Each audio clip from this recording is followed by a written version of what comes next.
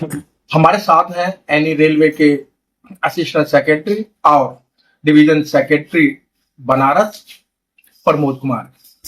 प्रमोद कुमार जी, जिस तरीके से भारत नहीं विदेश भी बाबा साहब की जयंती को बड़े धूमधाम से मना रहा है, और क्यों ना मनाए। जिस व्यक्ति के पास 36 डिग्री, 9 भाषा विज्ञान, 3 डिप्लोमा, को देख तो अभी तक इतनी डिग्रियां किसी ने हासिल नहीं की, तो बाबा साहब के बारे में आप क्या कहेंगे? सर्वप्रथम नमो बुद्धाय, जय भीम साथियों। आपका कहना है कि बाबा साहब हम लोग के वो मसीहा हैं जो हमारे पिछड़े, दलित, वंचित महिलाओं को जीने का अधिकार दिया, पढ़ने का अधिकार दिया, बोलने का अधिकार दिया, कलम से लिखने का अधिकार दिया। ऐसे मसीहा मेरे भगवान बाबा साहब डॉक्टर भीमराव अम्बेडकर दुनिया में और कोई नहीं है। और ऐसे हमारे बाबा साहब भारत देश में जन्मे हैं कि इनका जो है विदेशों में भी, कई देशों में इनका जन्मदिन और पूजा किया जाता है। ऐसे हमारे भारत देश में जन्मे मसीहा को मैं धन्य हूं कि उनके देश में मैं भी अपना पैदा हुए हैं। और धन्य है हमारे लोग कि आज बाबा साहब की देन है कि चाहे ये कोट पैंट या नौकरी या बोलने का अधिकार उनके दिए हुए हैं, न कि हमारे 36 करोड़ देवी देवताओं ने दिया है। आज बाबा साहब के ही देन है कि हम आपके बीच में हम उपस्थित हैं और आपने हमारा।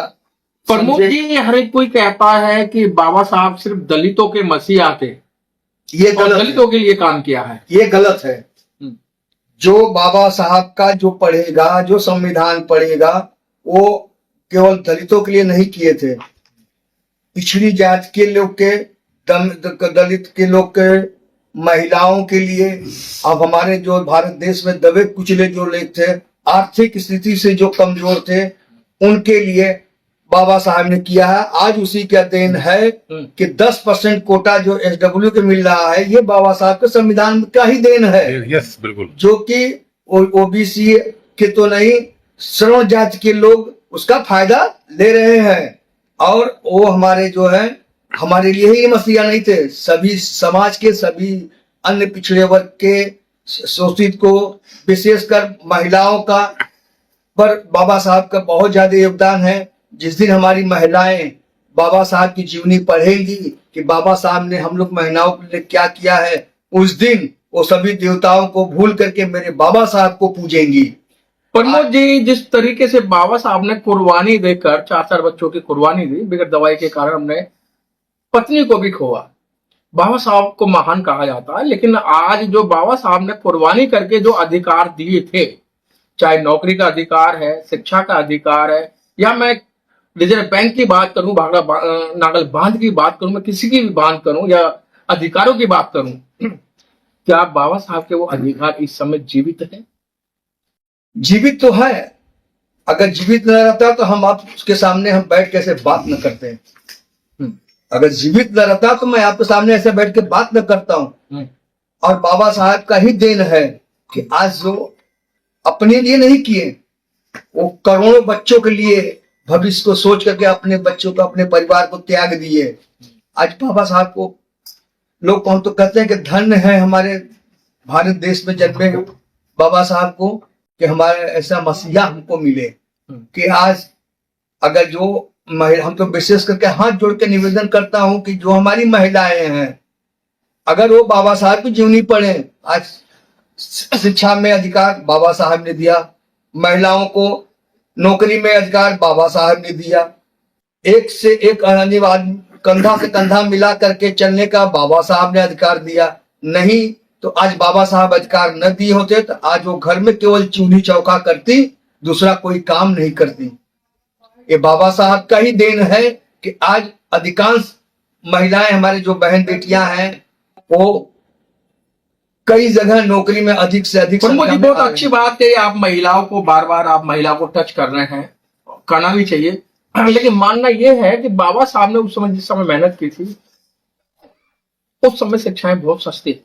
जिस समय आपने शिक्षा ली और आप नौकरी पे लगे, तो माना जाता यह है कि सारा रिजर्वेशन का फायदा जो आप जैसे अधिकारियों ने लिया, आप जैसे पदाधिकारियों ने लिया, आप जैसे लोगों ने कभी पीछे मुड़ के नहीं देखा मेरे भाई के बच्चा स्कूल जा रहा है नहीं जा रहा है, मेरा पड़ोसी स्कूल जा रहा है नहीं जा रहा है, या मेरे किसी खानदानी बच्चे को फीस की जरूरत है।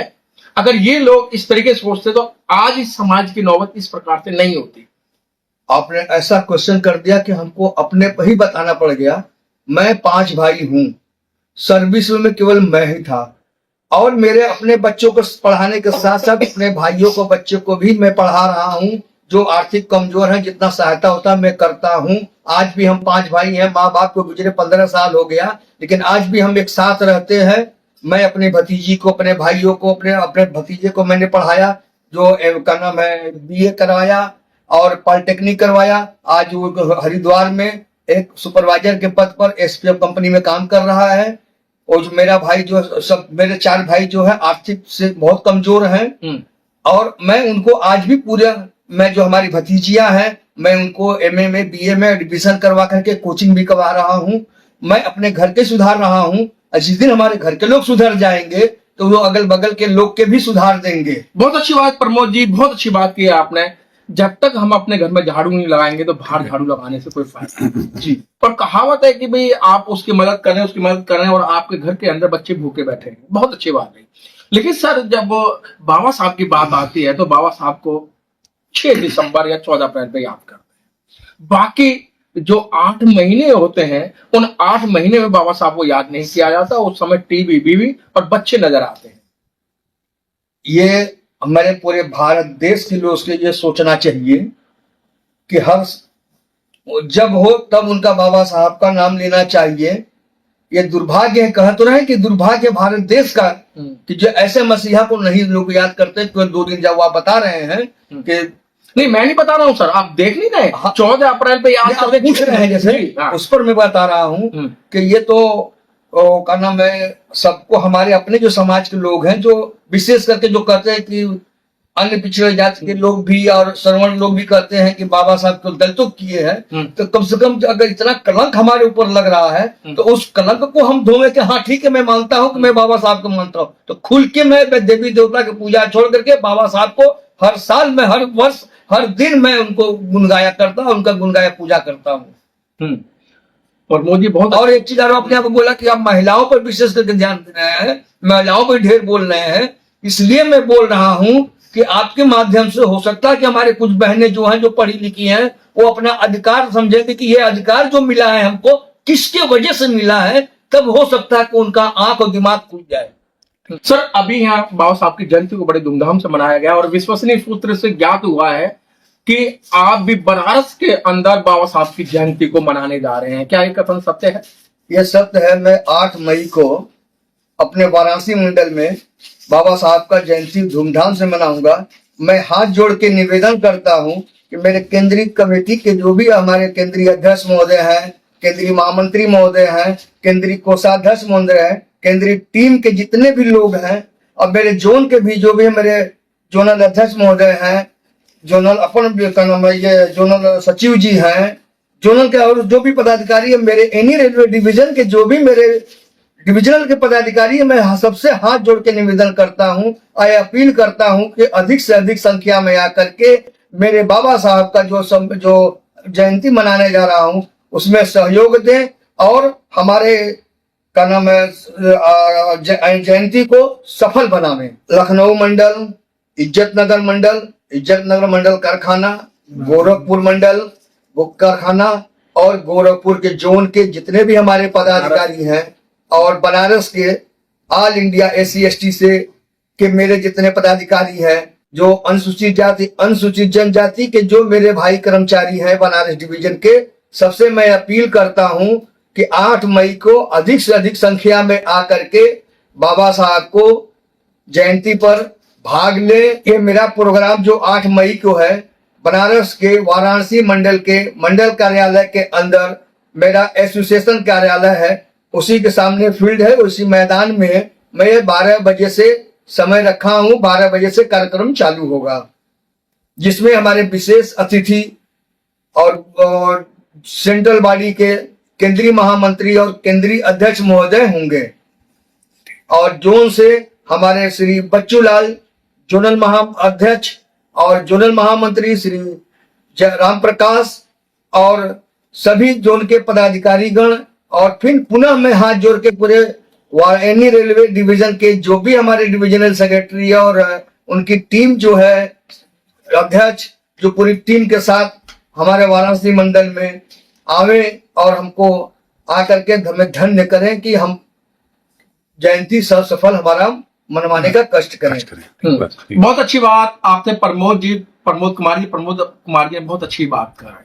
पूरी साल बाबा साहब का रट्टा लगाएंगे, 14 अप्रैल को रट्टा लगाएंगे, 6 दिसंबर को रट्टा लगाएंगे, लेकिन अभी तक किसी ने ये नहीं कहा कि मैंने ये काम समाज के लिए कहा है। ये पहली शख्सियत है प्रमोद कुमार जी, जिस तरीके से इन्होंने अभी बोला कि मैं अपने परिवार के बच्चों को पढ़ा रहा हूं, मेरा परिवार जो है भाई हैं उनको पढ़ा रहा हूं। ये बहुत बड़ी चीज है कि आज के टाइम में परिवार के लोगों को पढ़ाना या परिवार के साथ शिक्षा देना बहुत ही बड़ी चीज है, क्योंकि हर एक कोई प्रमोद नहीं बन सकता, हर एक कोई प्रमोद का कहना नहीं मान सकता, लेकिन प्रमोद जी ने जो किया है अपने बच्चों के लिए से पेट काट के अपने भाई के बच्चों को पढ़ाया, औरों को पढ़ाया, ये बहुत जरूरी है। कैमरामैन जयराम के साथ मनोज पिप्पल, लखनऊ, उत्तर प्रदेश।